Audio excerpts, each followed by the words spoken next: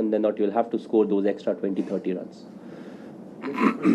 Last few questions. MS, it's been a long drawn league phase now. So like it's been a month. Now do you have do you as a captain and the team management have more clarity about how you're going to play on the knockout stages? Because a lot of the league stages we've been hearing that it's all sort of build up for the knockout phases. So is there more clarity now? Well, a lot depends on the wicket that will be provided. If you're playing in Bangalore, you'll feature a different playing 11. If you're playing in Chennai, you'll have a very different lineup for the Chennai game.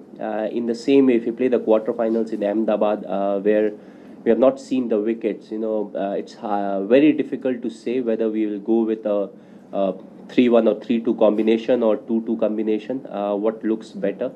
But I think a lot will depend on the nature of the wicket that will be provided for the particular game.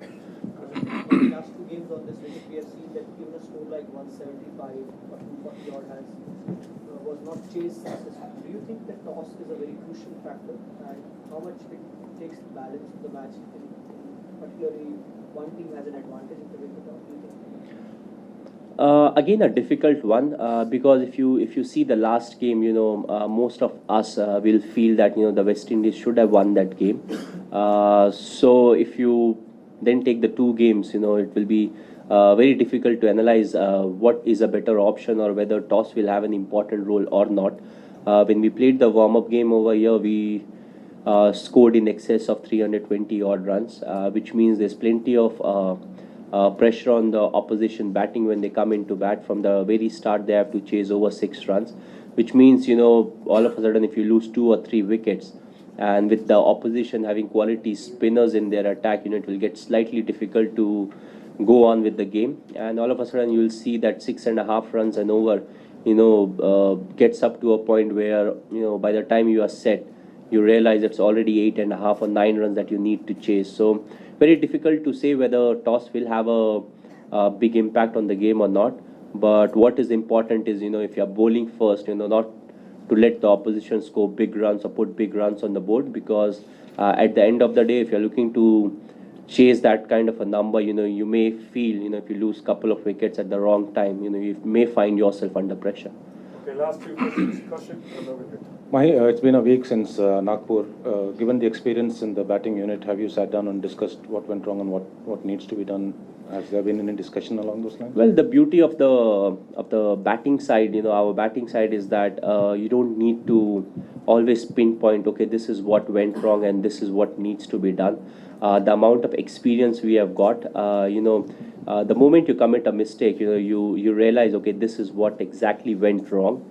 It would have looked very different if me and Virat, we would have batted the number of overs that were left, because at that point of time, when you lose 3 or 4 wickets, you need to change your game a bit, and all of a sudden, from looking to accelerate and get those extra 20 runs, what you need to do is, whatever overs is left, try to score maybe 4 or 5 runs and over, and put enough runs on the board so that the bowlers can really look to defend it. So again, it's not rocket science. All our batsmen, they are experienced batsmen. Of course, you can say there are only a few, who are fairly new to the side. Maybe a Yusuf Pathan or a Virat Kohli are the ones who have not played in excess of maybe 50 games. But apart from that, all the batsmen, they are well experienced. Most of us, we have played over 100 games.